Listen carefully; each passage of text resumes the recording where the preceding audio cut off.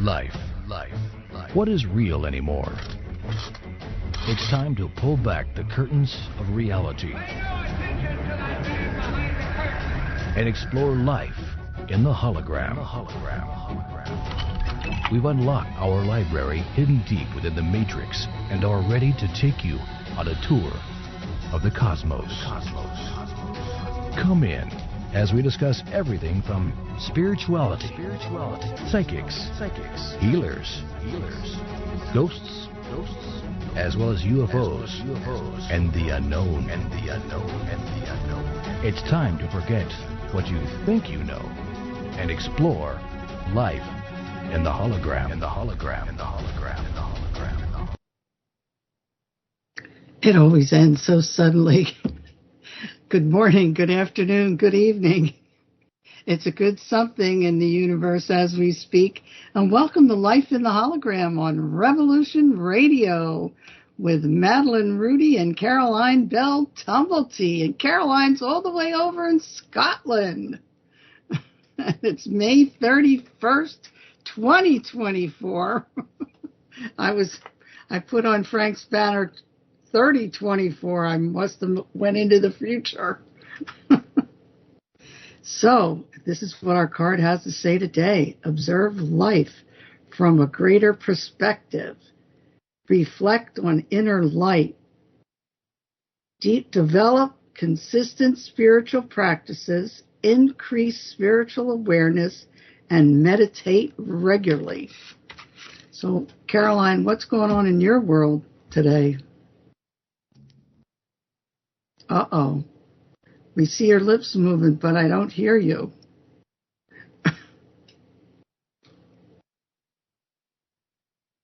Uh-oh. Can we hear you, Frank? Yeah, I think so. Oh, good, yeah. Maybe she's muted her microphone. Yeah. It's a little button on the interface.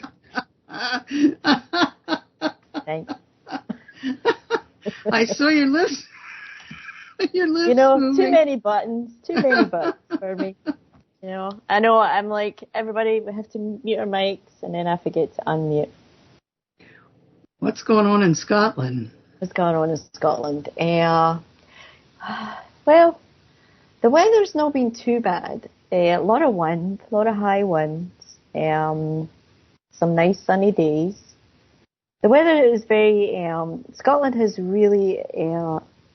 They have a saying here: if you don't like the weather, wait 5 minutes, because it's constantly changing. Wow. Yeah, it's like. Yeah.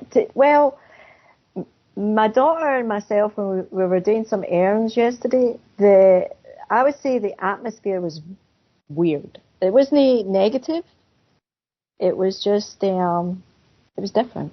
It felt different. And the top of my head was really buzzing. So yeah. What about you, Madeline? How's life? Oh, life keeps moving. It does. It keeps moving. And we have an awesome guest. Yeah, we have an extraordinary guest, Frank Jacob. He's been on the radio show, I believe, for the last 8 years. Wow. He's been coming on, with us. And he's extraordinary. He has his thumb on the pulse of things right now, going on in every corner of everything we could think of. And he's a musician, and he makes films and documentary films, and I think you have a new film coming out, don't you, Frank? As a matter of fact, I do. Yeah. And he's right now in Contact in the Desert. Ooh. Oh, you're doing Craig's. Oh, cool. I have that book. We made it for Craig. So I met Craig. Yeah. Yeah, he came to Sedona, and he stayed at the little hotel that I was the manager of. And he was with Frank Stranges. So I met the both of them. How about that? Well, I was wondering why you had the Thunder Mountain, picture behind you, because I used to live on the foot of that mountain right behind you. Well, that's Coffee Pot Rock. Right, and the big tall one behind it, that's the Thunder Mountain. Mm-hmm. So it's all one range ending in the coffee pot. Well, I used to live in front of the coffee pot. My friend Rosalind Reynolds, I lived in a room at her house, and that was her view from her backyard. Wow. Yeah. Yep. It was a wow. Yeah. So you lived behind it. Mm-hmm. I lived on the other side of it. So if you, on the side toward Dry Creek Road, and there's a little mall there, and yeah, I lived on a little secluded street. You still miss it if you don't, really pay attention. This little street, which I always loved about it. It was kind of secluded in the middle of, town, although nobody could find it. I was always fascinated how people found the restaurants that were in those little streets. Mm-hmm. And the places were packed. Yeah. I remember it made no sense to me. There's pizza there. Was it the Blue Moon? I don't know about pizza. I remember pizza. There's a long time. What year did you go there when the Oshos had a restaurant going? Me? Yeah. I was there in 2004. Okay, well maybe they still had it then. I don't know, but I was gone after. I left before then. But when I was there, they had this. The Osho people bought this restaurant, and they used to fly a flock of doves. Every day when they opened the restaurant at noon, you'd see this flock of doves, white doves, circling the city and coming back. So it was kind of magical. Mm-hmm. It's beautiful. Well, when I was there, they had like a spa that people would go to. But I don't know, maybe they did have a restaurant, but I don't think any flocks of doves flew out. It wasn't like the old days, you know what I mean? And even today, my one friend said it takes like 2 hours to get from the village of Oak Creek up into Sedona in the city. Wow. Yeah, I noticed that last time we were there in April. I had a conference I was speaking at, and it was just amazing. If you wanted to get somewhere across town, you'd have to plan at least an hour to get one way, So it was, it's changed. The character has changed as a result. It's just this. We were trying to stop it back then in the end of the 90s, but we never obviously succeeded because the commercialism has continued rampantly since then. And it's become kind of the Washington, D.C. of every guru and master in the world, They all converge there, and it's like, well, let's go see this master, and he's got that solution, and she's got this solution, and you don't know where to go anymore because it's like there's so many masters. And they're waiting for a UFO to land. But I love the landscape, and that's unbeatable. Oh, my God, yeah. And that's what you got to go there for. Yeah. Forget the people. Absolutely. It was different every day. I mean, it was amazing. Every day, the way the light hit the mountains, the sun hit the mountains, and I was up in uptown Sedona, like where the pink Jeep place was, and I was sitting there talking to my friend, and the moon came up behind the mountain. I never saw anything like it in my life. Oh, my God, you have no idea. It was amazing. That's one of the reasons I moved there, so I could look at the stars close up. It's beautiful. Mm-hmm. Big sky. Yeah, it was amazing. Mm-hmm. So let's get back to you, Frank. What's happening in Las Vegas? Well, we left Vegas. Actually, it's been kind of a road trip. We landed a couple of weeks ago in Arizona, and we headed north into Idaho. And on the way back, we were looking for it was a long drive to get down here to where we are now in California. So I just looked on the map and like a halfway point, and there was a bunch of streets, not much going on. Those areas of the West are barren desert places with not much going on. And lo and behold, I found something called the Extraterrestrial Highway. And guess what? That's where Area 51 is. So, we found this little place called Rachel, which is apparently right on New the border. Mexico. Right on the border. It's in Nevada, right on the border of Area 51. And if you drive a mile up the street and turn right on an unmarked street, you can't really call it. It's kind of a gravel road for 10 miles. you go right back to the actual back end gate of Area 51. So we did some exploring, and we had fun, and we got, we got shocked, by one of the, I guess, the observers, that are sitting there watching whoever shows up at the gate. They horned us. It was so funny. It was hilarious. And, we were just cracking up because, it scared us because of the shock of that sound. And then we just had to laugh. So, and after that, we headed through Vegas. Of course, we wanted to see an act called Chris Angel. And so we did that. And that was a very interesting experience. I don't know about people who know him who may be watching. There's a lot of controversy around him. He had a television show for a long time. And he did the kind of magic that was just, illusion that is just unfathomable. Like, for example, he would take an empty bottle and shove your phone into it, and, it would start ringing, and then he would hand it to you, right, and leave, right? So you'd have to figure out how did he get it in the bottle, right, without the bottle breaking, and that kind of stuff. So, we were curious to see what the show was going to be like. And we have to say it was a lot of very dark and strange energies that were going on. And, I won't go into too much detail about it. It just was, the kind of thing is where when you're done with it, it's like, okay, we're done with Las Vegas. Maybe it's time to get out of here.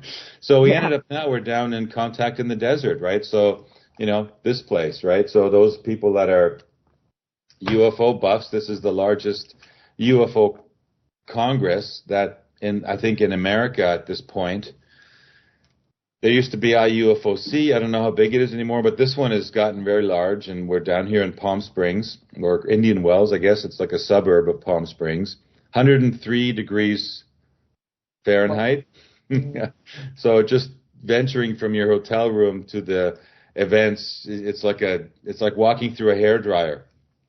Yeah, I always said that, like Sedona, it was like being in an oven, and down south here in the United States is like being in a steam bath.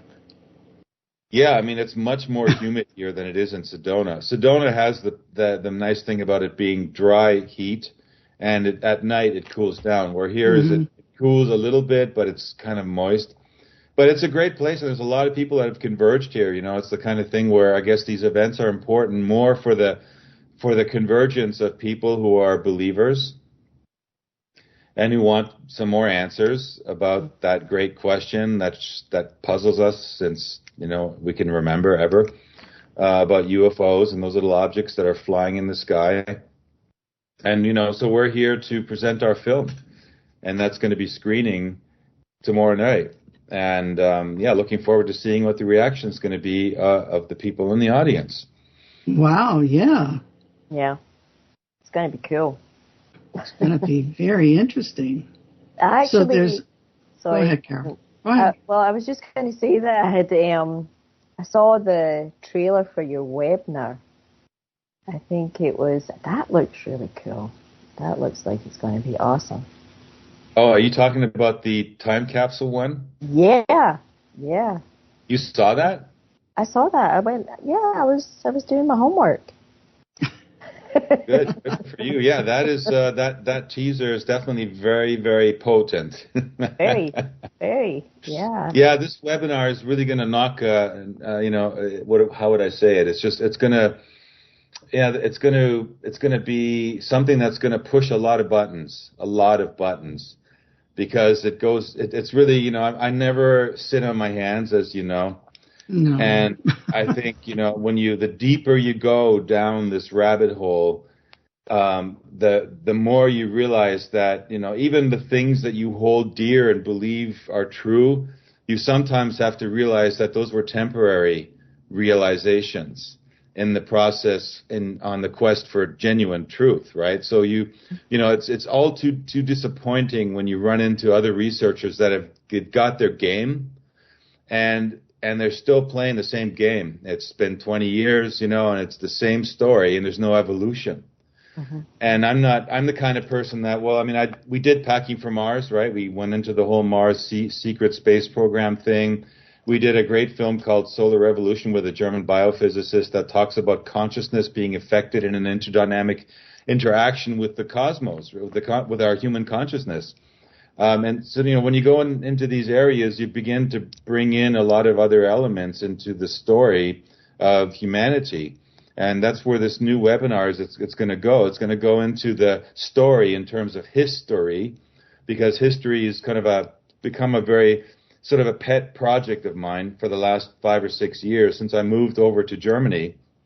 And I began to, I began getting downloads and voices and telling me, you need to look into this story about this whole German thing, Germany, the Germanics and all that stuff, because there's something very key here that's going on that is being falsely represented in the narrative out there. And that narrative bleeds all the way from history books into even ufology. I mean, there's so much ufology that builds its case on the idea that Germans never lost the war, and they came over into America and they continued it with the Fourth Reich, right? And all of this stuff like Project Paperclip, right. It was all it was all a way to pass their super advanced technology over to Americans, who were basically the puppeteers, or the puppet masters were the Germans who never lost the war, and the little Americans were doing all their deeds, developing this technology to take over the world, right? Because that's what they wanted to do, right? The Germans wanted to take over the planet. So was the narrative. And what you find out, unfortunately, is that narrative just isn't true. And so when you find that out and you go like, if that's not true, and you can actually prove it, it's not just some story that's told, it's not just someone that said they barely escaped the secret program with the shirt on their backs, but they can say this and this and this, but they can't prove it or back it up with anything. I can actually back all this stuff up. So you realize that, wow, if this story is true and that there really is a true timeline and an absolute truth, then a lot of what is being said in that UFO scene, I mean, you can't both be true. It's one or the other, right? So which one is it? So being in the middle of it, like a fly on the wall, and even producing this film, I'm as close to it as you can get. So I'm looking at the information in those scenes from the inside out as well as from the outside in, and I'm also looking at it from American cultural perspective and from German cultural perspective, because I've learned to speak and navigate the German language and read it. And so I have developed a whole network. Tanya and I have been over there developing new networks in the German area, so we can look at it from all these different perspectives and offer something, I think, really fresh. But when you do that, right, you realize that the truth that you're mining, and this is why I'm starting to call myself more of a consciousness archaeologist than anything. You're going into this stuff, you realize that a lot of this stuff is going to throw that narrative that's very popular, a curveball. And what is going to happen, right? What is going to happen with those people that are so invested in their story when you come out there with something which is basically going to force kind of their hand? Or they're just going to ignore me. That could be the result of it as well. But I don't really care. This is why I called it the time capsule, right? Because, what time capsules are. If the people aren't ready for the truth now, well, you put it in a time capsule and, the future generations might be ready for the information. And they'll be happy to know that there were some souls that were around now who were a living time capsule, who encapsulated this information, embodied this information, and carried it forward into the field of consciousness for the future, to know that there's an alternative past as well as the fake one. There's the real one. I like that. Well, so did you get into things in Antarctica? Oh, Antarctica, that's a big subject. My good friend Brad Olson's here at Contact in the Desert doing a show, doing a presentation on Antarctica. A lot of people, there's a lot of questions about Antarctica. I don't really think there's anyone that has the real absolute truth with respect to it. We know it's a very strange continent. We know that there's been agreements made between nations to live in peace and harmony there. Even though they're maybe warring in other parts of the planet, there they seem to be living in some kind of a contractual agreement that forces them to be friendly to each other. So maybe it's on that level already an example of the future Earth, the new Earth, where we actually do achieve living in peace with each other. And of course, the tantalizing idea that there's technologies there, that there's pyramid structures, that there's ancient, relics of civilizations there. That is something which a lot of stuff is out there on the web.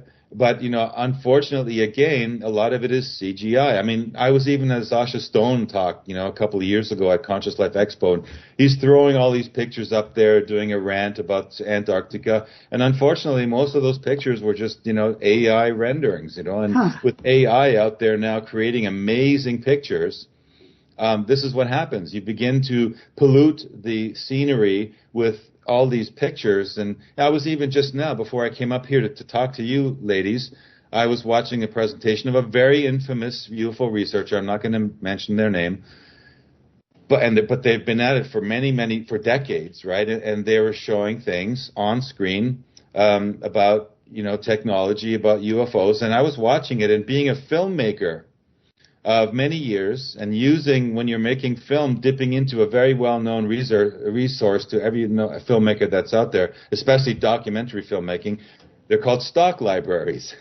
So what you do is, when you don't have anything to show and you want to make it not boring, you show stock images, which are images people dramatically put together. Like they acted out scenes, and they show UFOs or control rooms and people in military suits looking serious, and then flash in a few shots of something that was on the news every now and then, right? And it has this air of like, wow, what is that, right? But because I pretty much mined every stock footage library there is on the planet. So I'm just like, oh, they got that from, Pond 5. Oh, there's one they got from Getty, So I know it's just like, I want to see reality. I've seen all those stock footages, and I've mined all those stock libraries, and, but we've always made it very clear that it's stock footage, that it's, it is a simulation. But I want to get beyond the simulation. I want to get into the reality, and this is my heart's quest. This is what I'm after. And I respect all the people out there that are part of the secret space program they claim to be in, and that are breaking away and bringing out this stuff. But I long for real evidence, and I long for information that is consistent. That, when they talk about Germany and a secret space program and the way the Germans are, well, I actually know, the sons, and daughters and granddaughters of actual German servicemen. And they describe a kind of ethics that they had, when they were in that group and in that armed forces. They actually, they had a code of ethics they carried around in a little booklet form. They were the only army on the planet that had that, where it showed you how to treat, if you're in a combat zone and, you've won and there's injured around, it taught you how to treat them properly and everything, right? So all these things are consistent with a certain ethic, and that ethic is not represented in a lot of the secret space program concepts. So that's an inconsistency. So I long for, really the real story, the real history of Earth to come out, not some fantasies about all these colonies and out there that have been around Earth, but the Earth history, the real Earth history that you can actually trace and verify. We look at, there's a display here of people that are showing artifacts from Whale to Aliska, and they're called the Aztlan, group, the Aztlan civilization, the lost Aztlan, right? And it is amazing to see these depictions of what looks like gray or, pointy-headed aliens that are buried underground in these in these finds that they're just unearthing the most amazing stuff. I just had a couple of them in my hand, and I was blown away by and we have, some of them. Tanya has a couple of the artifacts that she was given from Klaus Dona. Klaus Dona is one of the people that we've worked with that deals with out-of-place artifacts. So we're very much interested in that culture and where that came from and how that ties into the grand history of planet Earth. And it doesn't necessarily, to me, mean that, even though they look alien, right. What determines something looking alien, it has to do with the culture that we've developed in the 20th century of how these things look. So how much of it are we projecting onto them? and how much of it are we just taking it in and trying to just look at it objectively and try to trace it with respect to our own planet's history. So these are some of the questions that I'm in discussions with here, and some of the most I think interesting discussions going on are not the ones in the actual presentations, but the after dinner party cocktail table rounds like we had last night. We had about 10 people sitting around. We had Clive Lewis, Brad Olson, Tanya Maidenford, and myself, and I think Nick Pope was even there. And we were sitting around and we were talking like on a master class level of all these stuff like Mandela effect and all kinds of stuff. Those are some of the most interesting discussions. Oh yeah, absolutely. Oh yeah, you're having fun.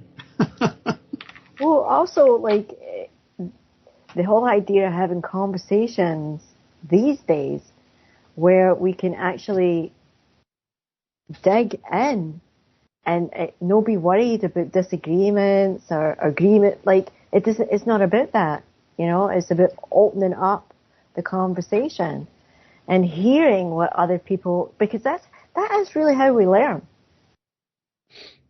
That's how we learn, Yes, absolutely. Yeah, this whole idea of shutting people down and like not allowed to say this, not allowed to say that, like it's evidence of the dumbing down, right? It's like glaringly evident. Well, you saw the teaser, right? And what you hear and see in the word and the verbiage being used is essentially that that these concepts such as religion have been used to completely block humanity from achieving their ultimate experiment. The experiment humanity has been blocked from achieving its ultimate fruition because of these institutions. And what are they doing? Each one of them is segregating the other and claiming to be the truth. And then, even to the extent that they will obliterate the culture of another people because they believe that their way is the truth. And if they happen to have the money and the guns that are bigger than the group that they're trying to enforce their ideology on, well, then guess what? That ideology begins to, overtake the planet gradually. And so we've gotten to the point now on our planet where these ideologies have essentially, brought us into a place where there's humans that are still killing each other in the name of their belief. And so we have to look at those beliefs.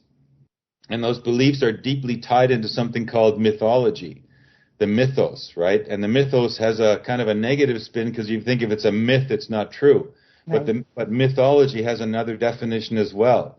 Mythology is kind of like the remaining history that's left over through oral transmission and through preserving of cultures that is prevalent in cultures all around the world. And you had a lot of the myth that was found in paganism and the Hellenic cultures out of Greece. They existed. They were all over the planet, and they were essentially wiped out. In the particular case of the Roman Catholics who came forward, those Roman armies, right, that went all over Europe and basically crushed all the pagan movements and made Christianity, Roman Catholic, belief systems, the dominant force. They crushed them all, and all you have now is you have remnants of those left, in the world that are kind of little fragments of the real story. So part of what is, we're going to be going into is going to be looking at these belief systems and what they've caused in terms of like history,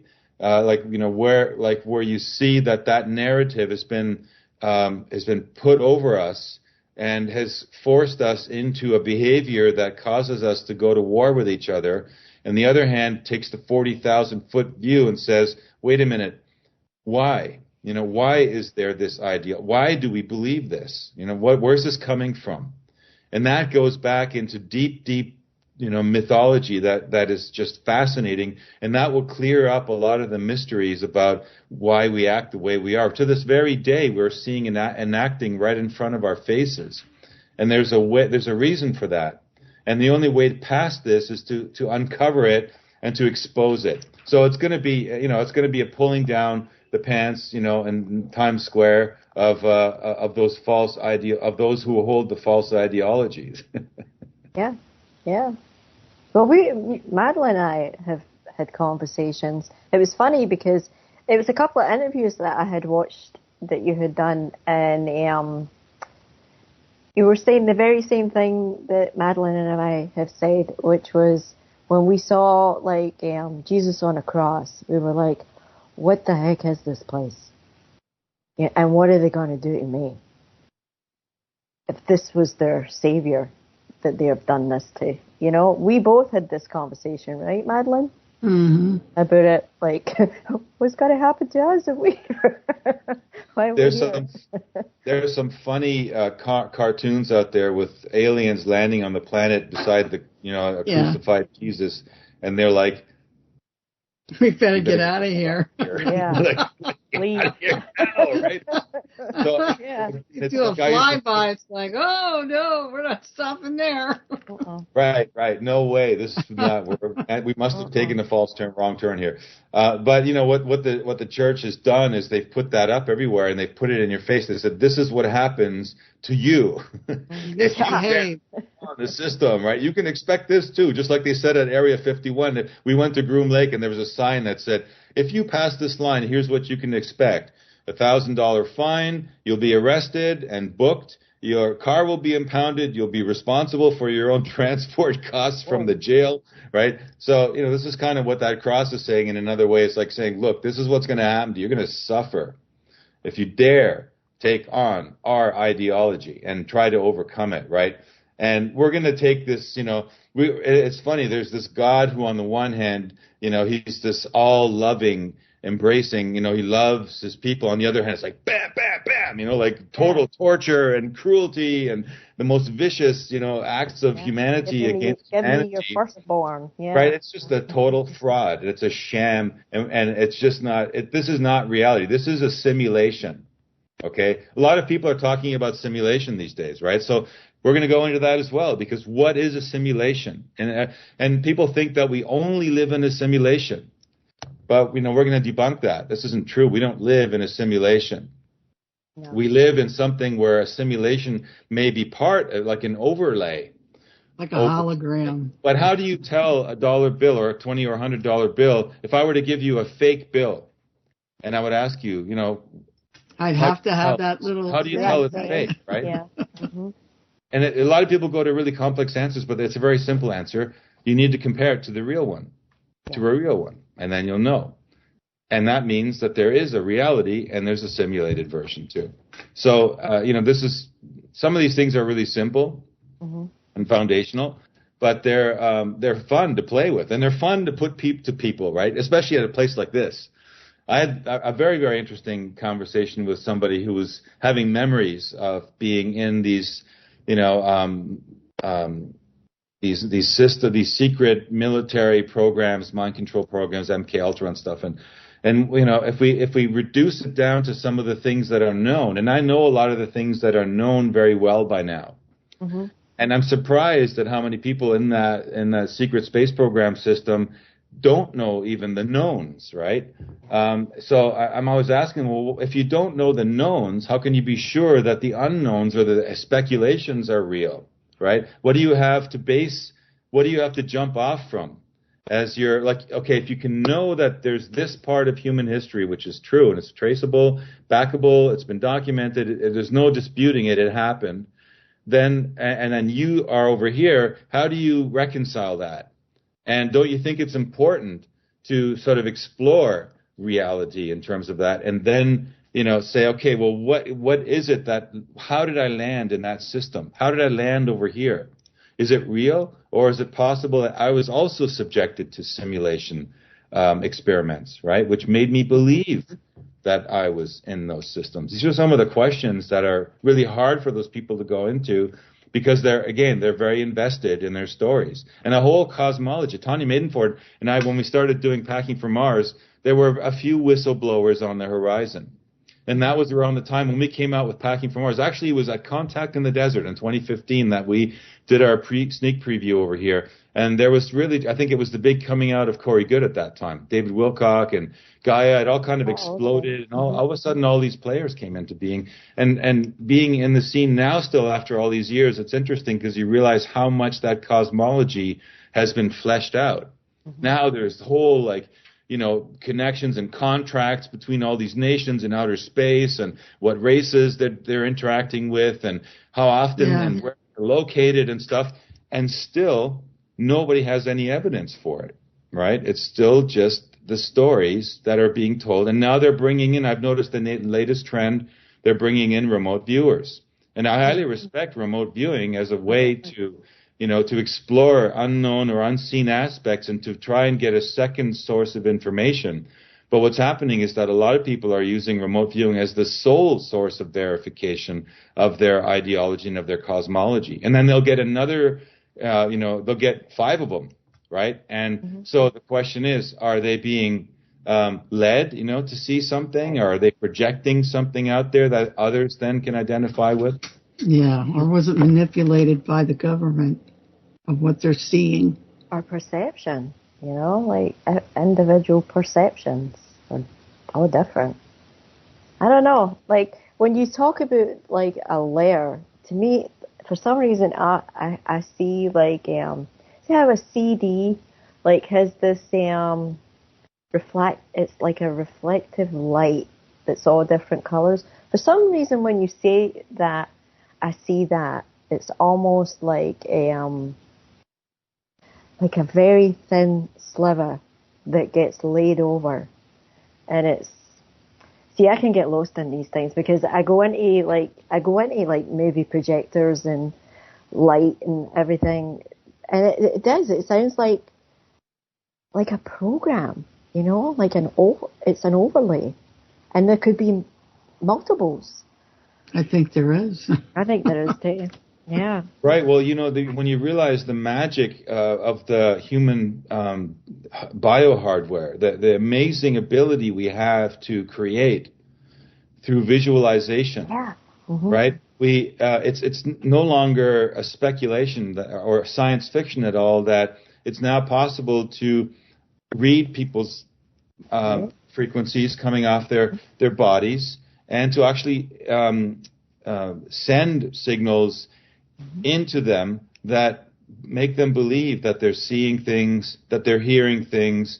Johnny Enoch even recently put a post up on Facebook about hologram technology in Hungary, where he comes from. That was already around, really. We're going back almost 100 years, where they basically got technology evolved to the point where they could affect the environment to the point where touch was even possible through holographic effect, right? So somebody could actually hand you something, or somebody could touch you, and as a hologram, and then disappear in front of your eyes, and you would, being the witness to that experience, would believe that you'd just been visited by maybe an angelic being or something. Yeah, like the Virgin Mary. Right. I still think those things were holograms. Right. So when you have these kinds of hologram capabilities, then you have to, as soon as we know that, we can no longer rule out that visionary experiences that people are having are not subject to some form of holographic manipulation. Right. And that's and the only way we can come to terms with whether they are or not is to compare notes as an open book and to try and figure out our stories and where they match up. Because, if they don't match up, then it really is like someone wrote a script and it's their particular movie, and, you can create that movie and people perceive that movie, but it's only your movie. Right. But that's just a fiction. That's not reality, right? So the only way to determine what is reality is if there's overlap between all these different experiences that people have, and that's where you can map out the matrix, right? You can see what is there, what is actually there, and what is an overlay.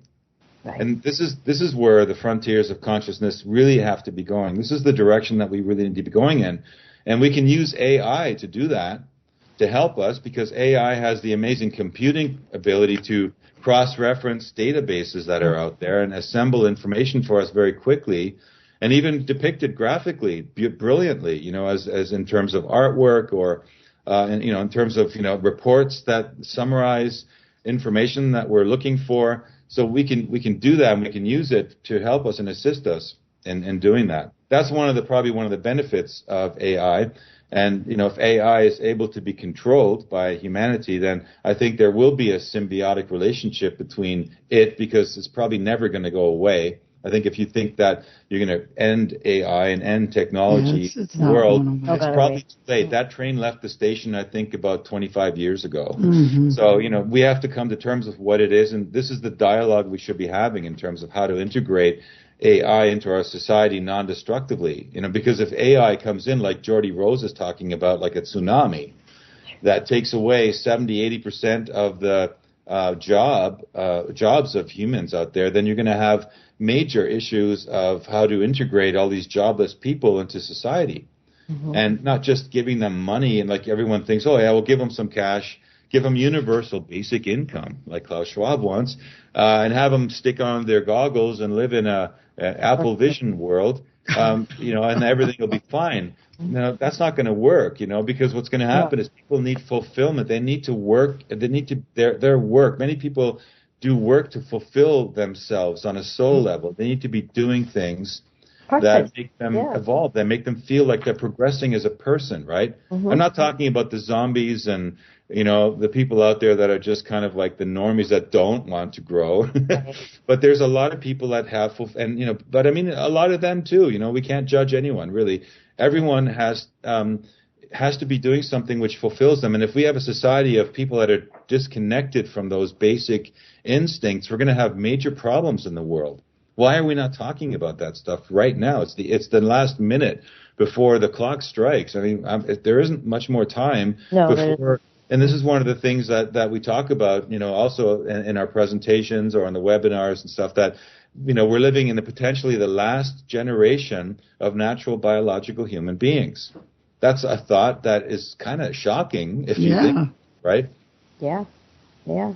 Absolutely. Well, and the thing is, the body that we were given and your capacity of your brain, we don't even touch like 1% of that, of what we're capable of.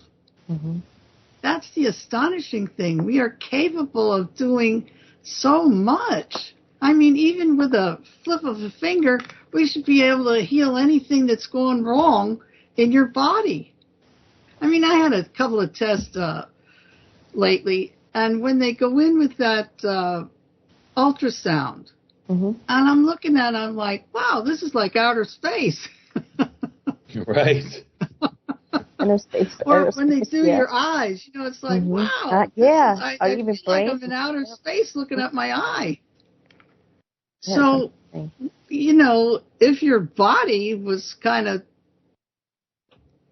built like outer space, what is it possible of doing? Well, it's a good question. And, one of the things that Tanya and I have been sort of moving toward in our next cinematic production that we're going to be doing has to do with Earth, right? Has to do with, because before I even met Tanya, she'd already put down films on the moon. We worked on a film about Venus. We did a film about the sun. We did a film about Mars, right? So it's like, well, maybe it's time to do a film about the Earth, right? Well, all the magical things that are going on here in this local part of the galaxy. Yeah, it's astonishing. All the things that we don't even know about. I know. There's so much. Even right there in Sedona, magical things, strange things happen there. Yeah. And the Grand Canyon, my God. Mm-hmm. That's even stranger. You see a lot of traces of, older civilizations or older cultures that you find remnants of in those areas, which point us to, I think, that one of the most fascinating realities, and one of the reasons that we work with Klaus Dona is because he's been involved in unearthing or presenting out-of-place artifacts, which are clear evidence, undisputed, in terms of scientific analysis of these artifacts, that technologies existed at a time when our normal history books tell us we were still crawling around or swinging in the trees. Absolutely. If you believe that evolutionary narrative. right? But what's clear is that we've had civilizations on this earth going back so far that, we will probably never find them all. And we only just see the latest layer of them that is left over when we look at, the pyramids in Egypt, or when we go down to, the jungles of South America, whatever is grown over top of those, they've got those LiDAR, images and videos out there that show you there's pyramids and there's whole cities that are buried in the jungle, just covered over. It doesn't take long for a jungle when the inhabitants leave the city. It doesn't take long for the jungle to kind of totally overgrow. I mean, our friend Bill Ryan was living in Ecuador when we visited him, and he was telling us that you could put a fence post in the ground, and it was so the air and the environment was so fertile that if you didn't tend to it, it would start growing again. Things would start popping out of it again, right? So this is how fast things are overgrown. So we have a lot of culture in our world, in our society, in our civilization that we've lost track of. We don't know what it is. And, it's just a fascinating world, completely. Totally. Absolutely. Yep. All aspects, all over, and sometimes a lot of people say, well, what do you want to travel for? Well, because you want to go see different things that are in different places. Look at all the talk right now about Mount Shasta. Strange things happening up there. Well, there's always strange things that happen up there. Well, Mount Shasta is one of those portals that are on our planet that have unusual, anomalous activity that takes place.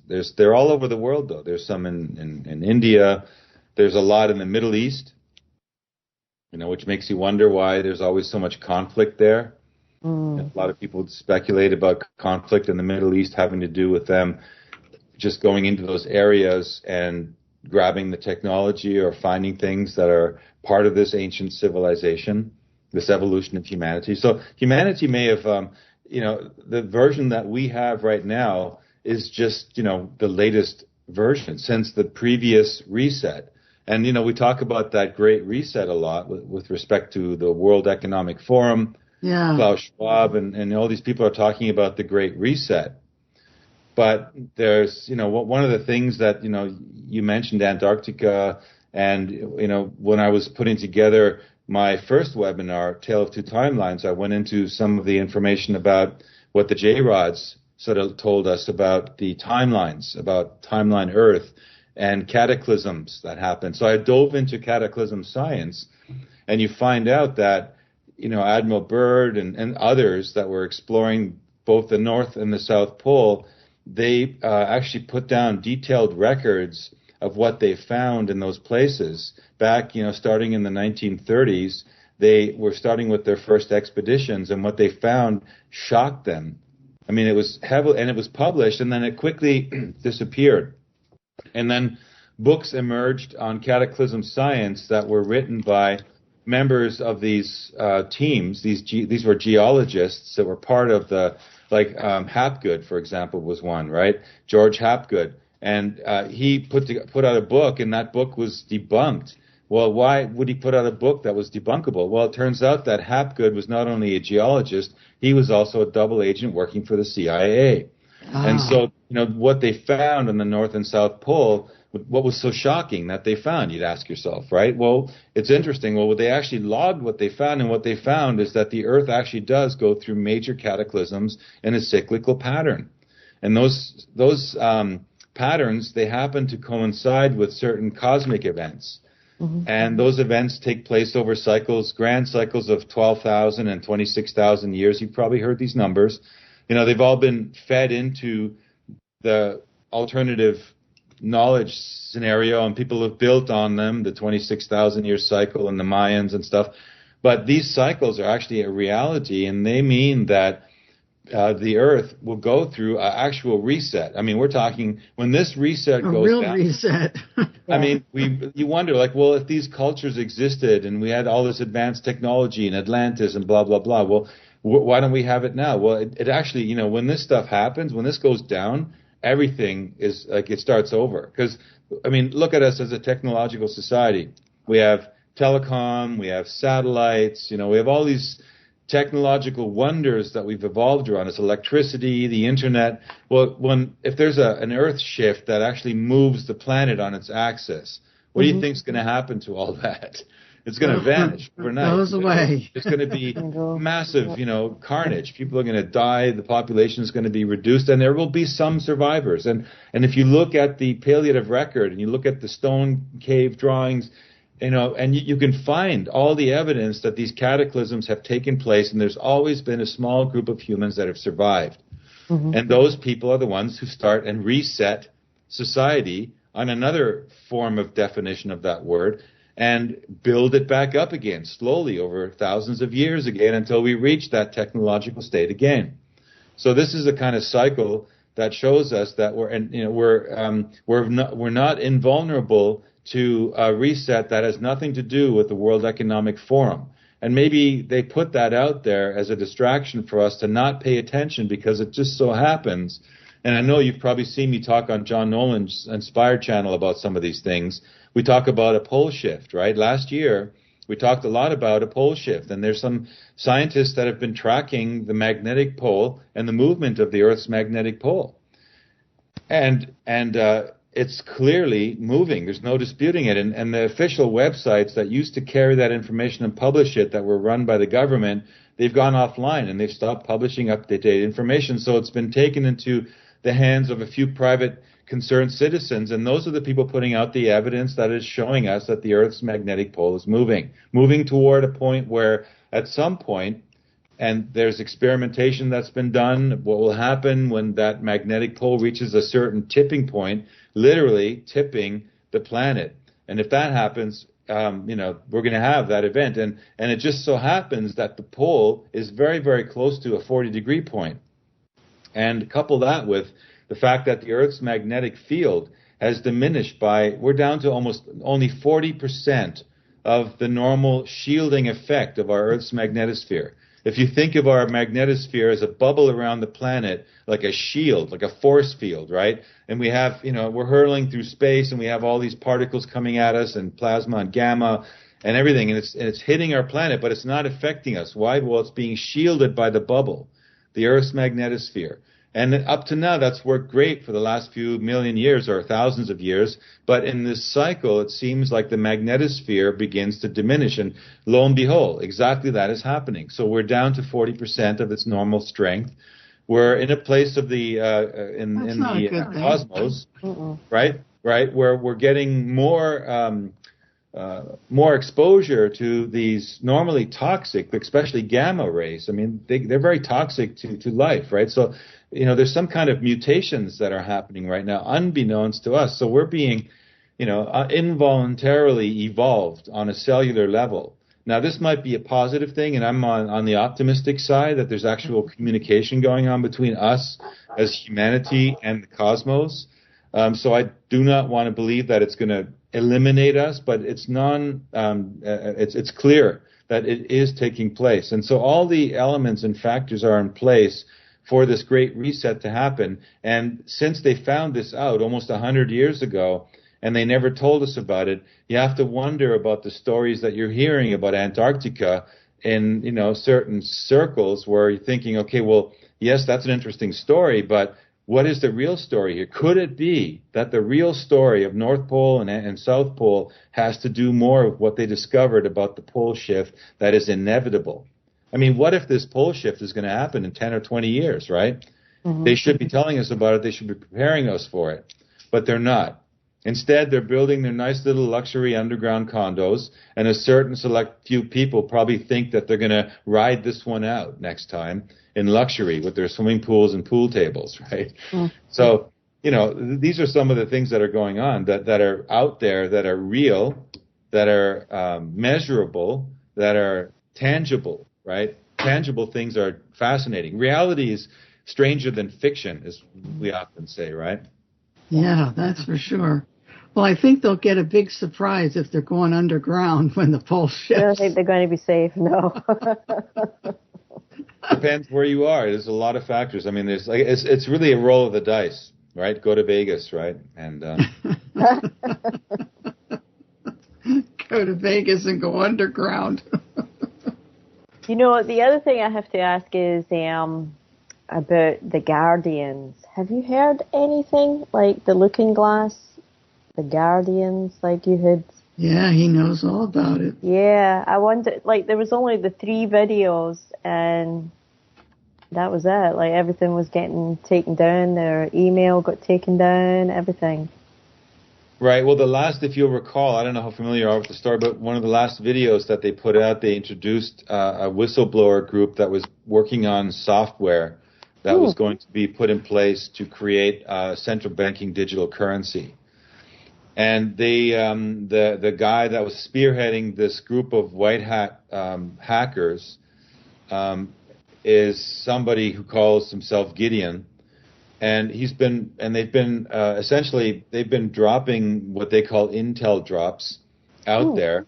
And when they first came forward with their information, they brought out some really interesting information, like, for example, like this system, this new digital app that's going to be this new currency is already being beta tested, and already certain celebrities and people, even in the alternative scene, were found to have accounts by the whistleblowers, and so they published the names of some of these people that were apparently already insiders on that shouldn't be, because they're supposedly they're white hats, right, that are working to bring the truth forward. Yeah. But here they were with these accounts, and that would mean that they're obviously paid shills that have a job to put information out there, put out mostly truth, but hold back 100% of the truth. This is how psyops work, right? We're going out for a break. You've been listening to Life in the Hologram on Revolution Radio, and we're here today with Frank Jacobs. Don't go away. We'll be back in a few. We're back, and you've been listening to Revolution Radio, Life in the Hologram. And just to give you, tell you what's going on here, if you have some change or money for coffee, how about sending it to Revolution Radio, because we are a listener-supported station. All our archives are free, and we have lots and lots of different radio show hosts, about 80 of them. So please send a donation into us, because we really would appreciate it.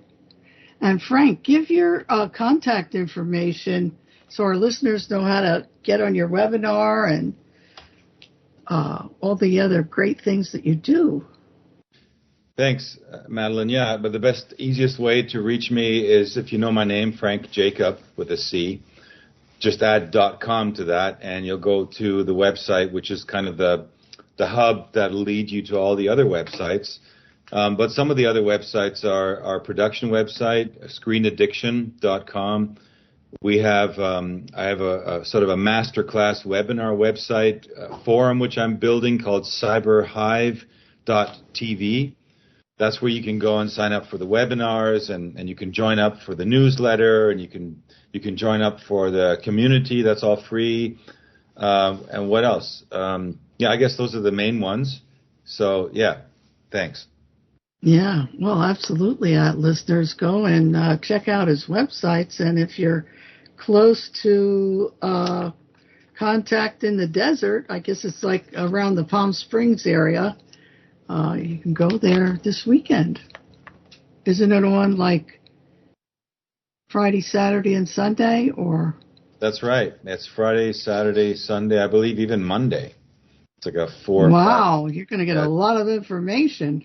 It's a marathon. Everybody who's anyone, although you're not here, Madeline. I know, and I don't understand why Solaris Blue Raven never gets invited to all these things with all the information that she has. I can't understand it. I really can't. I know. Isn't Lori Fenton there too? I haven't seen her, but she probably will be here. Yeah, could be. Yeah. Yeah, because she's one of the hosts over here on Revolution Radio too. I haven't seen her yet though, but she's pretty much been at every conference I've been at, so I'd be surprised if she's here. Yeah, she's great. I haven't seen her in a long time. But yeah, we're screening it tomorrow night. Saturday night is a screening for our film. So I think that when you come here, you can get day passes and things, and there's ways to come in just for a limited time. But I'm not here to pitch Contact in the Desert. Our film is going to be... You're here to pitch you. Pitching me, man. Mm-hmm. Yeah, and the time Absolutely. Capsule. Yeah. You're the best. When is the webinar? The webinar for the time capsule. When is that? Well, right now we're offering still for one day, I think, kind of a discount for pre-orders. Mm-hmm. Using coupon code Future Truth when you check out. If you want to do that, I'll offer that to your listeners. It's still good until June 1st. And then it's going to be I'm hunking down for I've been gathering all the last elements for post-production, and we're looking for July to release it. So the first installment of the course will go out in July, and the rest shortly thereafter. It's exciting. Yeah. It's exciting. I'm very excited. I mean, the discoveries that I've been having so many downloads.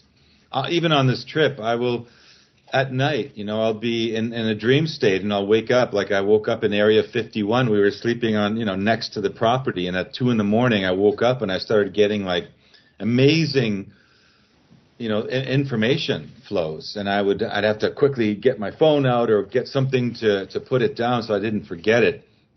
Yeah, I even heard. Does that come in your dream state, or just while you're sitting there, or what happens?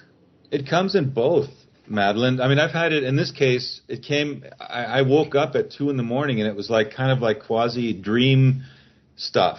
Yeah, and mixing and waking, kind of lucid dreaming or whatever. It came through, and other times I'll just, usually it's like when I come out of a dream state, or when I'm waking into normal, when you move out of the alpha mm-hmm. waves, and you're getting up into the higher frequencies of brain activity. There's this interplay right around this, between 4 and 12 hertz. These are very important frequencies for the pineal gland in particular. And the pineal gland is very active, especially around 8 hertz. We've talked about that a lot too, and I did, in fact, in the inner looking glass webinar, which is about the inner looking glass, meaning the pineal gland in your mind, in the middle of your brain, is this little pea-sized or rice-sized organ of your brain, which is responsible for transducing signals into scalar frequencies, and bringing them back, and it connects to your hippocampus, which is designed to work in tandem and create images and pictures. So when you're coming out of that dream state, a lot of people have these great clear messages, and that's kind of where I get most of them. And then I spend the waking hours like translating those messages. That's why I try to write them down as soon as I can or record them, because you don't always remember. It's like if people, it's like trying to remember your dreams, right? You have this powerful dream and you're like, wow, right? But if you don't write it down and a couple of weeks go by, you'll only remember a couple of fragments of it. Mm-hmm. Well, I know in my dreams, I do a lot of traveling because I'm in a lot of hotels. It's the craziest thing. I don't know why I go to hotels, but I go to a lot of hotels. And the other night I had she was like for real. My girlfriend who's passed on, she like walked in and it's like, Vera, oh my God. And we started hugging each other, but it was so real. It was like she was right there. So you dream about traveling in hotel rooms? Mm-hmm. Yeah, I go to all different kinds of hotels. That's interesting. Some, yeah. It's either hotels, or I go to like a flea market type thing, or some food event.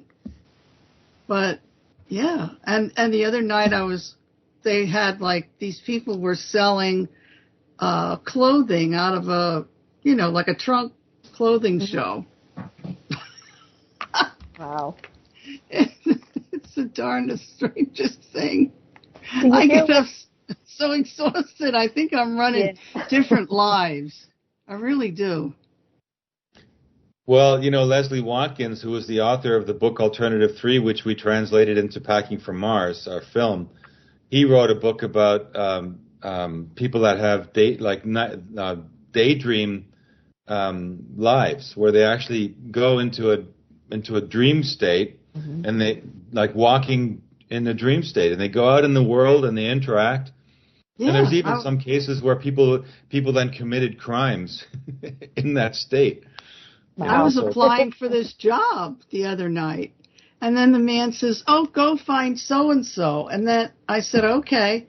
And then I went to her and found her, and she was with her and her husband and these 5 kids. And then I said, "Oh, he wanted to tell you something that, like, you got the job or whatever." But then when we went back, the guy wasn't there. Weird stuff. Weird stuff for sure. He continued. Yes. So did you want to carry on with the story about the white hackers? And the Looking Glass Guardians, right? Absolutely, yeah. We got to find the Guardians. The Looking Glass Guardians actually came back into some of the intel drops, or at least they hinted at this Gideon guy who would be called to specific locations to meet with a very secretive group, and then he was shown something about the future. And so this, to me, sounds very much like Looking Glass technology, and they talk about it, but he kind of hinted that it was them.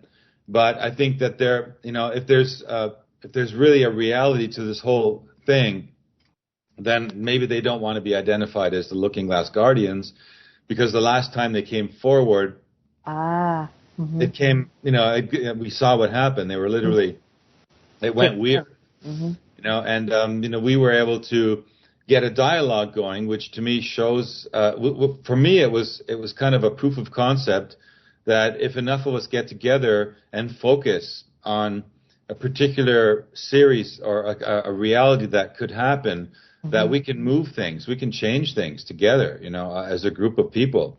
Everyone has their own unique skills, and all of us combining, and I think a lot of that would be transformative. And so what these these white hat hackers are telling us about what's coming is that they've now even got a code name for the software. It's called Obsidian. And they're talking about when they're going to implement it, how they're going to implement it, and they're using snippets from the world around us, from the Economic Forum meetings and various banker meetings and headlines, to verify that what they're disclosing to us behind the scenes is in fact reality. But I mean, I've been monitoring them. But I just find that if you're a good enough researcher, then you can find all the evidence for what they're talking about anyway. It's just out there. If you open yourself up to it. This is the way our minds work in terms of connecting to information fields. And there's this fortune cookie message that Tanya got the other day, and it said, "You are going to be wealthy and successful if you believe it." If you believe that, you will, right? So this is very important, right? So we have to believe in these innate and inherent capabilities that we have as human beings to tap into the field of knowledge, of information that's out there, and we can then apply it in the real world, in the matrix, in the physical world that we're in. We can make our reality whatever we imagine. And if we do it in a group of people together, like in the case of using the Looking Glass Guardians as an example, there was this event that was taking place, that was supposed to take place in New York, some kind of an attack. And then there was even that weird bombing that took place just a few days before the 18th of April. And it was in the exact same location. And it had elements of what had been described in the videos, with the van outside and the chaos and stuff like that. But in this case, it was a dud. Nothing happened. There was a flop, a failed attempt to create some kind of panic. It didn't go down. And then when the 18th of April came, so much of us, millions of us, were already thinking about it, talking about it, that it was just not practical for these parasitical forces to go into action plan, because we would all be calling it out. Yeah. And so I think that this is evidence and proof that we can, as a collective species, we can set ourselves collective goals. Like we can say, we no longer want the Federal Reserve to rule over us monetarily. We're going to invent a new monetary system, and we're going to give us that power through our Constitution, which is vested in us as, we have the ability to call the kind of society into reality that we want. That's what it's about, being free. That's what freedom is all about. That's what free will is all about. And we could do that, and then we could do the same thing with respect to energy. If enough of us are, and I think the only reason that we haven't manifested these things in the world yet is because we're still always fighting. There's wars going on, there's manipulation going on, the media is lying to us, there's all of this Beetlejuice activity going on. There's false narratives going on about what is disease, what are germs. This stuff needs to be cleared up, because as long as there are people who have invested into these false narratives, they're going to be unstable. All right, so we have to get rid of these false narratives, and then the reality of our world will begin to become uncovered, and that'll include developing free energy technology. It's been out there. I mean, there's so many examples of people that have done it, that have proven it. It's like they've proven enough to show us that it's going to be it's practical, right? They may have only developed a prototype, but hey, throw out $10 billion at it, and the best thinkers, and guaranteed within a year or two, it's not just a prototype. It's a showcase model ready to go off the production line, right? So this kind of stuff is all before us. If we only realize just how powerful we are as creative human beings, this is our destiny. This is what we were made for, and to do much more. And we're still locked in this overlay of, this is the simulation, this overlay of falseness, false narratives, right? And this framing of things this way is very effective, I find, because I'm a filmmaker, and if you can show people that it's all just framing, right? That if you had gone to school and your teacher had told you, there's this belief system, right? And it's trying to convey this information. So the framing is in the story about this guy who came to Earth, and he was involved in a master, and he taught us about loving each other and being peaceful.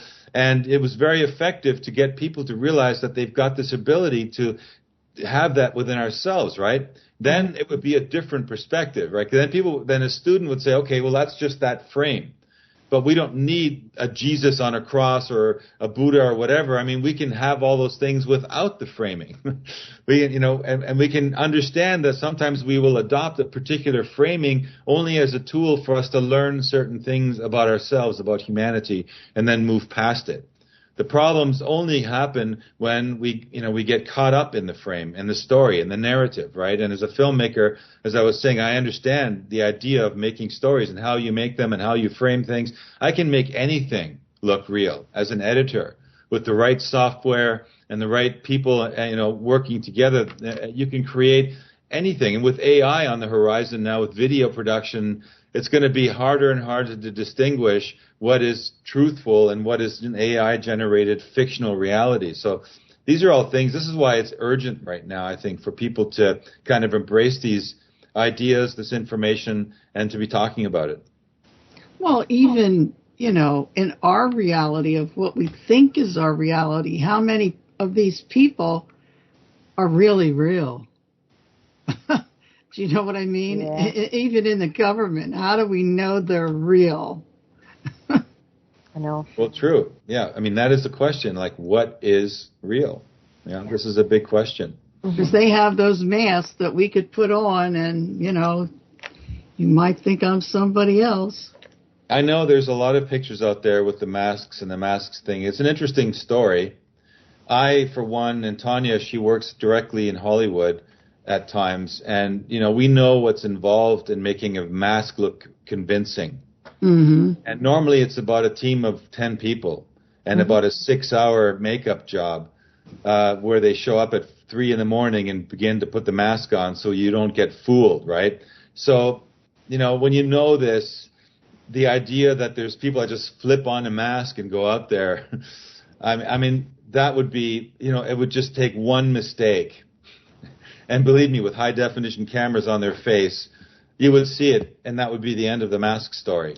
So I don't think, honestly, I think it's a nice romantic idea, like a lot of this stuff is, but it's just a cover for us to unmask the truth of reality, right? When, to really look at, our elected leaders, for example, if we're talking about them being mask wearers, well, let's look at what their administration's busy doing. Let's unmask that, right? And if we unmask that effectively, they will no longer, I guarantee you, they will not be leaders for very long, because people will get upset when they understand what the real agenda is. We just don't have enough people in the media. We should have hundreds of people, not just a few of us, but hundreds Absolutely. of people that are putting together with integrity a breakdown of what's going on in society and just showing it play by play, black on white, no disputing, no conspiracy theories, just this is what's going on. And if people see that, and you catch a critical threshold of amount of people, it's over. It's over for them, because there's way more people, there's way more of us than there is of them. They're just a tiny little, they're like a pinhead on a beach in terms of, compared, in terms of how many of them versus the rest of the world. So the power is all in our hands, in our court. We've just been hypnotized to live in a simulated version of their reality. Yeah, it's astonishing, isn't it? And that you try to give the information to some people and they don't want to believe what's going on. And it's like they don't, and they won't until it's safe to do that. This is what cognitive dissonance is all about, right? Everybody, if they see the truth, they can recognize it. But the reason they don't embrace the truth and change their lives is because they see themselves as maybe the only one in their circle of friends and family that sees it. So it's better to go back undercover and live in the lie, and easier to cope than it is to live the truth, because there's this saying, the truth has no friends, right? Or something to that effect. I'm paraphrasing, but it's true. When I'm out there telling people things they don't like, they have these fantasies about stuff, and I'm like, well, if I crush their fantasy, I'm not going to be liked, right? And we all want to be liked, right? I'd like to be liked. I want people to, we like you. We like you. Yeah. Well, thank you. And it's been great, because people walk up to me here and they go, Frank, your stuff, you just lay it on the line and you got it backed up and stuff. We love you. It's great, right? But it's not always the case, because, and especially with respect to this coming webinar, it's really going to rock a lot of the world, right? So, but we're going to do it in a very mature and intelligent and empathetic way, so that it's not about judging here. It's about finding the path back to reality, and using what we have in terms of right, in terms of things we can really document. And these things are documentations that actually are undisputable evidence that the narrative we've been told in history books is complete fiction. And that's a great entry point for a lot of people who don't want to go into the 40,000 foot perspective, but they can understand, that there's something happening on the local level, right? They can see that. So, yeah. Every book, the past 100 years has went through a filter. Yeah, it's a shame. I don't even think they're teaching kids the things that we learned in school. No. It's completely different. Yes. It is. Were we taught the wrong things? Well, I think we have to, probably some of it. Yeah, what Frank is saying is there has been an incredible deception, and we have to peel that away so that we can come together, because that's what we are really here for. That's my take on it. It's why are we still fighting? Why? Right. The difference between a psyop and someone like myself is that peeling away the deceptions, not to create a new chaos, right? But to peel away the deceptions to create new clarity. right? And to really just to help us understand who we really are and what our potential really is. Because a lot of the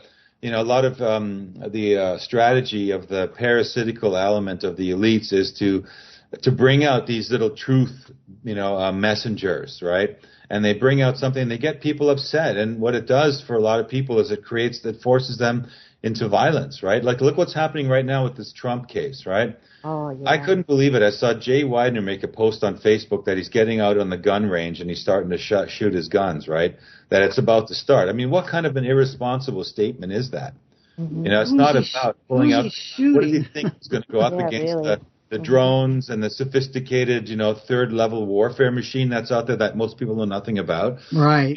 And the thing is, this tension that they're creating by having a Trump lose a verdict, it plays into, this is the kind of psyop that gets people upset for the wrong reasons. That makes them want to go out there and resort to short-sighted versions of justice, which are violence. We can't do this with violence. It's been tried. Yeah. They tried it with violence. It's the whole 20th century and the wars were all about that, and it may have been an injustice against those who, tried to fight back, and they've used violence to fight back, but they didn't win. It didn't fix it. And in fact, it made it worse. So we got to find another way. It's not violence. The way is going to be, you could have, your thinking can be maybe somewhat violence, and in terms of like you throw out useless thinking, you throw out useless thoughts, right? Just like Zen Buddhists teach you to observe your thoughts and to follow them to their source. So you find out that most of what you're thinking, what it's based on is illusion. It's just some hearsay stuff. And that's how you can eliminate a lot of useless, polluted, energy robbing thought processes that are going on our brain. Mm. Yeah, don't you think that is what muddles the brain up and why people can't get to their full potential? What you mean, like the stinking thinking? Oh yeah, no, and that's interesting because the Gnostics they didn't believe in evil, right? They believed, I've learned, they believed in something called error. And evil only happens when the error is not corrected. And the anthropos, the human genome was designed to learn by mistakes. And it makes mistakes and it corrects those mistakes. And it's those mistakes. And, and I can vouch for this because of my own personal life. As a chapter of my life, I was a musician, and there were times where I was composing something and I made a mistake. And the mistake was the magic. Right? So, and the mistake led to a new direction and created something amazing that I never would have thought about. So it's through mistakes that humanity perfects itself. But if the mistakes go uncorrected, the error becomes evil. And then people begin to take over the error as truth, and they develop the narrative and the framing, again, based on the error. And then it becomes evil. Because if it's not corrected, a critical mass of people believe in the erroneous version of reality, and then you get agents that deliberately put errors into the field. And so if we're not on guard and vigilant with our thinking, clear deductive reasoning, logic, basic elements of follow a thought to its conclusion. These are the things that they should be teaching us in school. Right? I mean, they should be telling you to question even what they're teaching you, but they don't, of course. Unless you get lucky and you have a brilliant teacher that teaches you that.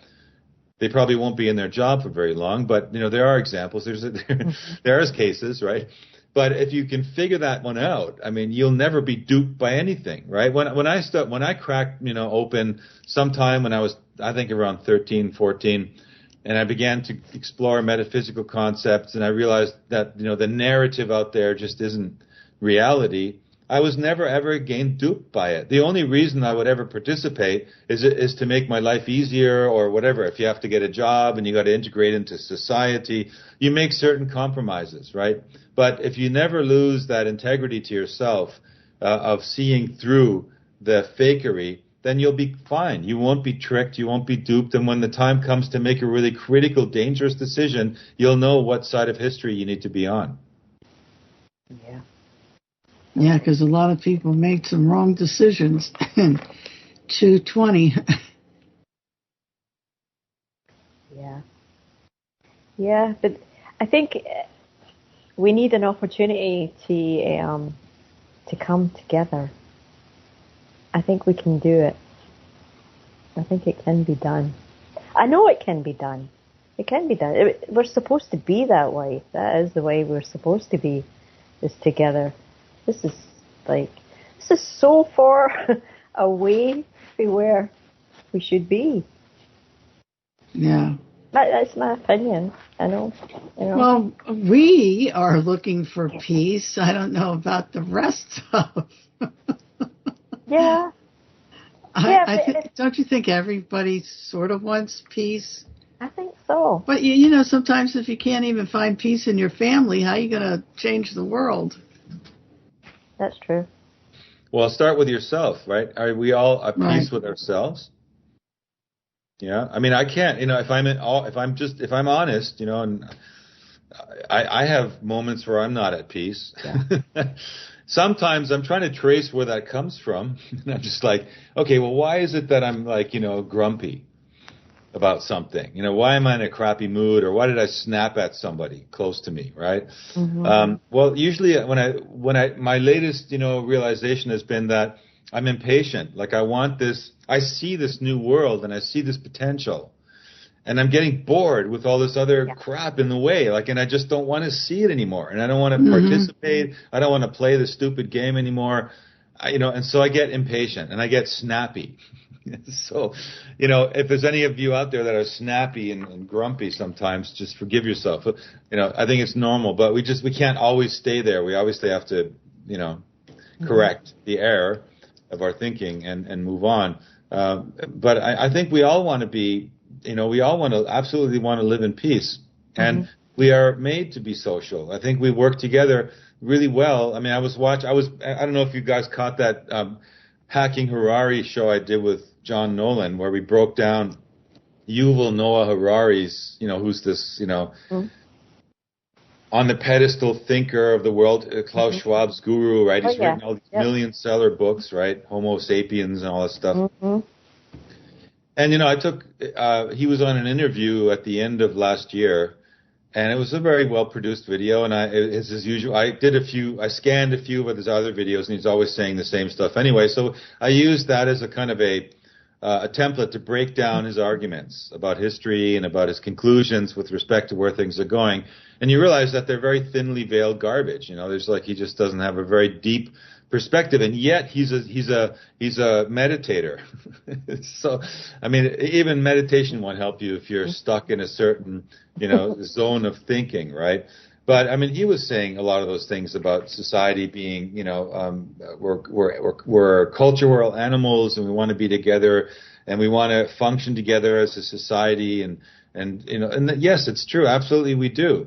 And I think that's where we're always going to be. And he was saying, what separates us from AI is that we work together as a team way better than AI. Because AI is it's a singular entity. It doesn't need partners because they all have the same program anyway. So they don't need to, and they're not going to innovate like a strategy together, right? Like humans do. Whereas humans come together and, she does that and he does that, and you put together a goal, and you each apply your own unique skill set to it, and you'll come places where an AI will never go, but only if we work together as a team. So we have to absolutely build and foster larger scale networks of people working together. The only thing that keeps us from doing that, I think, is that there's a lot of disinfo that is pumped into these networks that frustrates people and that creates contention and creates argumentation and whatever. So as long as you have that, you're just continually fighting, infighting. So you're not working on the solution. Right. Yeah, so it was Hitler in Antarctica. Well, I don't know personally. All I know is that when I did my research with respect to the South American story, the fable that he didn't commit suicide, but he got on a secret technology and hop skipped over to South America. It's interesting because when you find, I went to the source of that story, and I traced it back to the 80s. It started emerging around 1984, actually, in certain novels about this getaway story that he got into Argentina, right? And it's interesting because when I read some of the most, I guess the main material, the books and the documentation behind it, and they seem to show that he ended up in Argentina. And that he lived there, and that they tried to reconstruct the Third Reich from there. Okay, and that's why he had to stay alive, because his genius, whatever, right? But the problem there's two problems that came up with when I was reading that material is that, and I found it interesting, there wasn't a word about Antarctica, nothing. That whole Antarctica thing never existed before 1984, right? And then all of a sudden, it just popped up, like in the early 2010s. All of a sudden, there was this Antarctica narrative about the Nazis broke away and went to Antarctica. So I'm thinking to myself, well, which is it? Did he go to Antarctica or did he go to Argentina? Right. There's even shows on Netflix, hunting Hitler, right? And trying to figure out where he was, and here's a picture of him, and this is what he looks like, and then they would show pictures that were put out by the OSS before the end of the Second World War, because they figured maybe he'll try to escape, so he might look like this. So they put these future preemptive depictions of what Adolf Hitler might look like with cosmetic surgery, facial hair, and blah, blah, blah out there. And those ended up in the culture of those saying that this is the evidence. Here's pictures that they took of him in Argentina. And I'm like, well, wait a minute. Those are not pictures they took of him in Argentina. Those are, those were already created. So the evidence, and I know good friends that went down there and they traced the story, and they swear that he got away. And there's passports, there's whole groups of people, right, that say he was here, et cetera, et cetera. And I'm thinking, okay, but then there's this other story out there that he had an army of doubles because he was always afraid of being shot or whatever, executed. So he had all these doubles that were working in his place, right? So if you look at his last testament, and I have that in the original, by the way, and you read into the inner circles, what they left behind in terms of their own autobiographical accounts, then it's not consistent of him ideologically and mentally to abandon his folk and say, oh, I'm done with this, I'm out of here, I'm going to go live a nice life in Argentina. It's not consistent because, I don't know, it's hard to believe if what is true about his ideology, and I mean, it doesn't get any truer than in his own words or your own words, then it's not consistent. So I tend to believe more that if there is a Adolf Hitler that appeared in Argentina, it's probably one of those doubles. And they wanted to, and certain breakaway factions of the Third Reich actually did try to set foot there and try to recreate something. Mm-hmm. But obviously they did a crappy job because they never succeeded. And ultimately, that's kind of harebrained thinking, right? So the whole world is on your case, trying to crush you, destroy your country, and you think you're going to move to Argentina and unnoticeably rebirth, a movement that was just destroyed. So it's just not sound thinking for amongst the most brilliantly educated and technologically advanced people on the planet to think stupid thoughts like that, right? Mm-hmm. So, I mean, this is what I mean by logical deductive reasoning, right? And the problem with Antarctica, I mean, I've seen those films that they show us of the craft, and honestly, they look fake. I mean, they don't look real to me. And like I told you before, I've read accounts of what Byrd did find in Antarctica, and I found that story to be far more plausible because it has a direct impact on the planet, really does. And they actually put out fake information in that regard because they wanted to hide that reality, which is manifesting in the world around us right now. Yeah. So, I mean, could it be that the Antarctica story is a decoy? Is it there for us to believe in a fiction so that we're arguing amongst each other about, did they go to Antarctica? Didn't they go? Where did they go? When did they go? Who went with them? And did they bring 4,000 slaves from Ukraine and repopulate Antarctica underground, right? We're talking about, I mean, look, I talked about this culture that earlier that has evolved since 2010, when we started making Packing for Mars. There was nothing. And all of a sudden now there's these vast stories of, people and places and populations that were never there before. And they've just been, I'm sorry, but sometimes you have to give credit to the human imagination to come up with this stuff. Oh, yeah. Right? So look at some of the best sci-fi films. Do you believe them when you're watching them? Well, if you wouldn't spend your money to go see them if you didn't want to believe for those 90 minutes, 2 hours in that fictional world. And where do they come from, those stories? Guess what? Someone invented it. And his team or whatever, and they put it into the camera and they filmed the special effects, and man, you believe it. And you are immersed in that reality. So you don't think now that if they wanted to distract us from focusing on what's really important in the world right now to save us from these parasitical elite, that they wouldn't inject their own narratives in the very circles of people that are probably amongst the most creative thinkers on the planet, especially the people that are here at Contact in the Desert, right? Come on, it's not hard to believe that would be going on. Right. So I think the Hitler thing, Antarctica is sterile, right? If you live in Antarctica for longer than 9 months, your immune system's shot. You'll never be able to leave because it's sterile. So the reason our immune system functions so well is because we're swimming in a sea of germs and bacteria and microorganisms. Yeah. It sounds gross, That's but for it's sure. true. If you look at the human eye, you mentioned the eyeballs earlier, right? If you take a magnifying microscope and look at all those little organisms that are crawling around in your eyes, you'd freak out. Little monsters and huge dragons and whatever, and they look like that. See those. Right? So, it's like if that stuff were to be, if they took all that away that you're swimming in that makes your body strong, what's going to happen to you? It's going to become weaker and weaker and weaker. You're going to lose the functionality for you to defend yourself against exactly those things that you've been living symbiotically with for centuries. Right? So the Antarctica story just doesn't make sense. The only story that might make sense is there's something under the continent, maybe. Yeah. And there's a, non-sterile environment under the earth. And I'm willing to explore that. There's lots of stuff that, people talk about with respect to inner earth, but it doesn't have to necessarily be in hollow earth.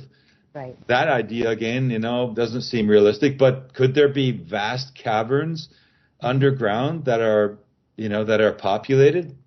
I believe absolutely that this is a reality. And this is something which actually there is real evidence for. So, yeah. Yeah, I believe that. Yeah. So I'm not convinced, I'm willing to entertain the idea, but I'm at the point now where, when we made Packing for Mars, we went down that rabbit hole. And we gave everyone the benefit of the doubt. And we documented their stories without making them look ridiculous, without playing them against each other. And we left that as a breadcrumb out there for those who are on the path. Mm-hmm. But does that mean we stop there and, okay, that's the truth? No, maybe it's not the truth. Maybe it's only a stepping stone, right? So, we have to also be prepared to drop these stories about, this breakaway faction that never lost the war. And these things are ridiculous, when you think them through. And if you know the truth about something like Project Paperclip, they say that was the foundation where they took all this high technology and brought it to the States. And, well, the real story behind Project Paperclip, they took 400,000 patents. They robbed Germany, when Eisenhower rolled into town. Heidelberg, and they went to the Patent Museum and they literally emptied them, stole their entire, vast archive and library of the top inventions, things that the Americans had never invented, even other things from inventing colors and dyes and to glues and adhesives and structural metals. And, this kind of technology didn't exist. They say the Germans were somewhere between 20 and 100 years ahead of the United States in the most basic things. And they had all of that in their archives. And guess what? The Americans just took it. They stole it. And they went back to America with it. And it was, guess what language it was written in? I'll give you one guess.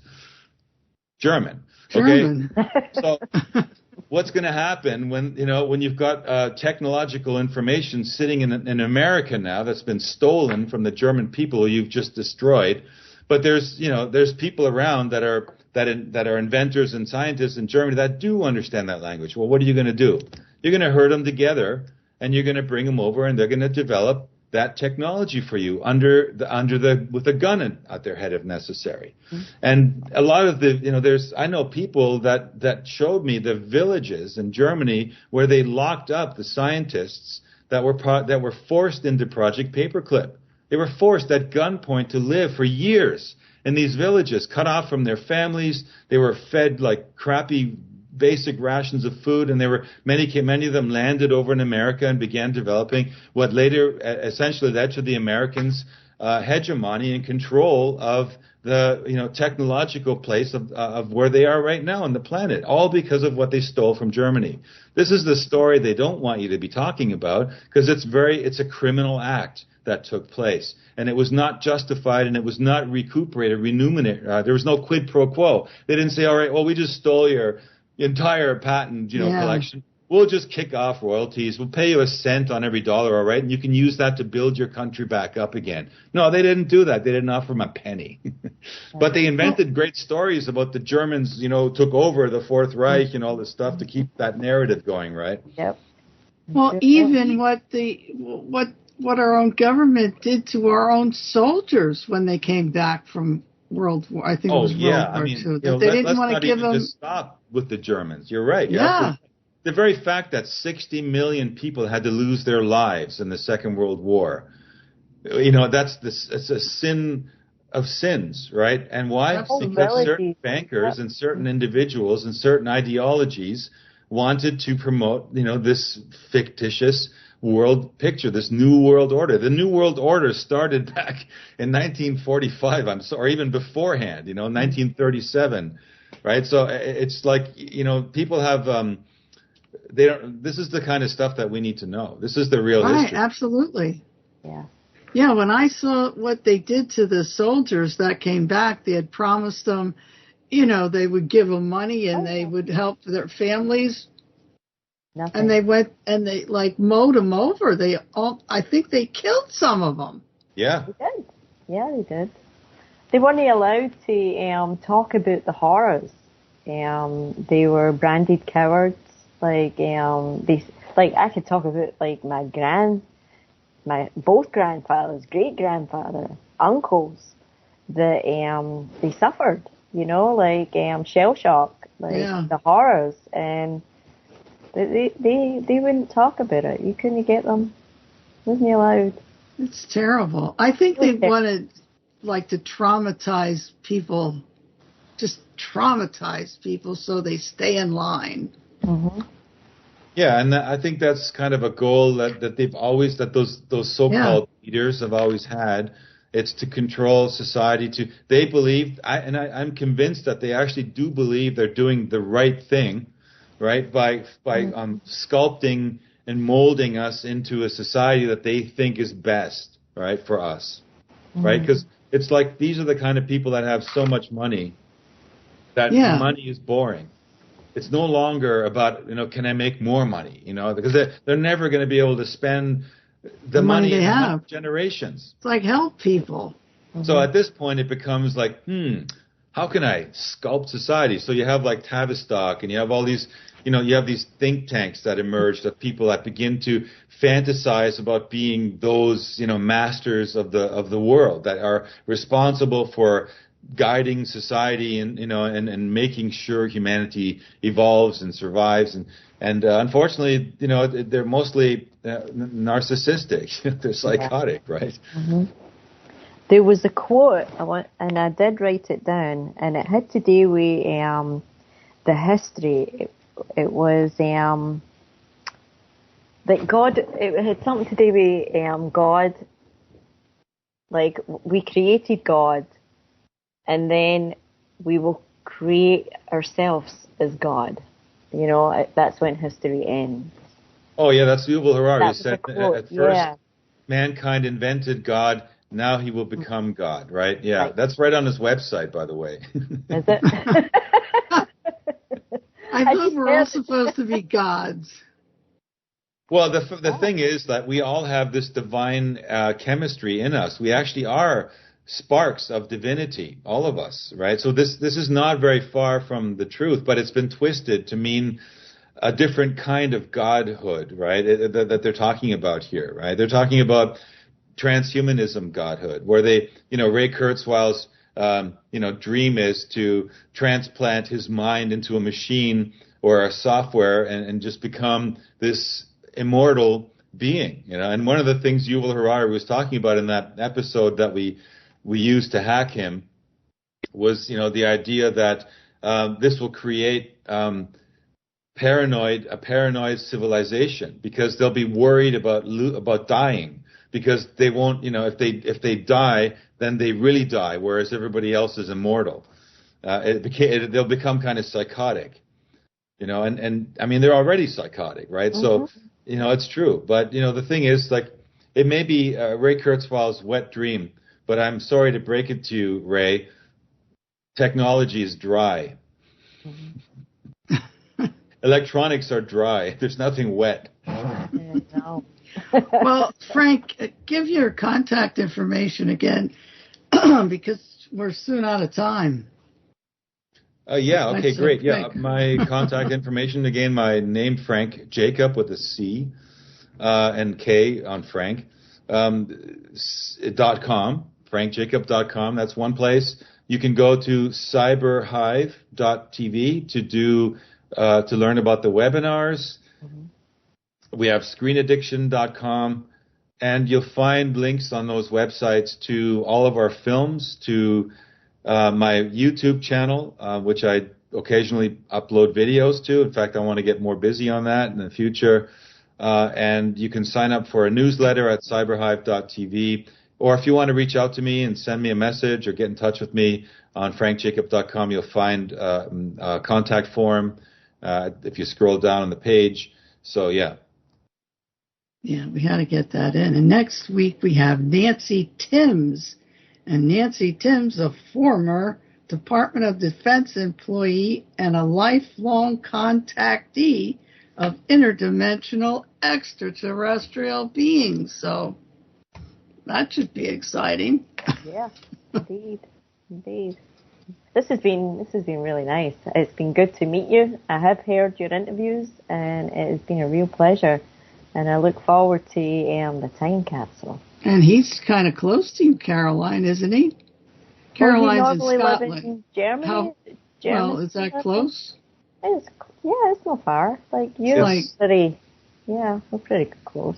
Is it like Pennsylvania to California or Pennsylvania to Maine? I think it's closer, right?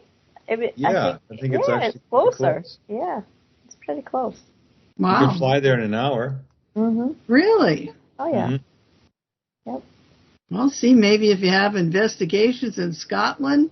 Yeah. If I create a big, an expo. Get all these Contact in Scotland. Together. Yeah, really. With the Knights of the Templar. Weren't they over there?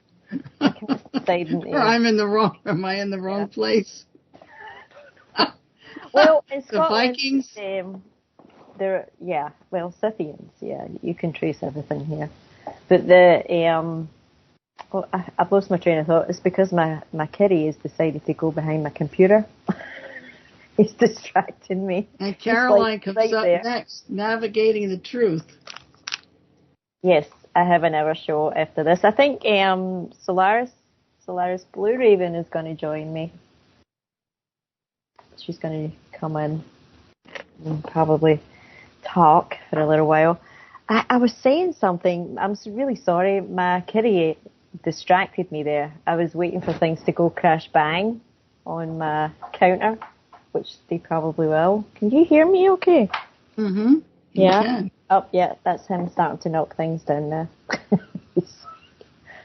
That's Milo, the ginger kitty. He shares the one brain cell with all the other ginger kitties. Yeah, you're going to have an exciting weekend, Frank. That's for sure. Oh, yeah. And tomorrow is you're going to be doing the premiere. It's going to be there. How long are you there for? How long does it go on? Friday, Saturday, Sunday, Monday, you said. Yeah, Monday. It goes all the way to Monday. Yeah. Let's see. It says. He has the program. Yeah. Let's see. There's Thursday. Where does it end? It ends on Monday. It's like Monday. Monday's the last day. Well, but yeah, if you're here and you want to check out our film, be the very first people to see it. And I think it's destined to become a very legendary contribution, let's say, to the field of ufology, in that there's some of the best experiencers or the most well-known contactees and people in it. Like Paul Hynek is in it. Bashar's voice, Andy, what's his name? Oh, I should know this, but Andy Bashar. Yeah. Bashar's voice, and I won't even mention them all because then I'd leave the wrong person out. But yeah, a lot of good people, a lot of interesting information, interesting mythology, even you want to look at it that way, in the film. So I think it'll be very interesting to see the reactions of people after they've seen it. So far, the very few people that have seen it tend to be very excited about it. So, but when you've seen it 100 times, you lose that objectivity.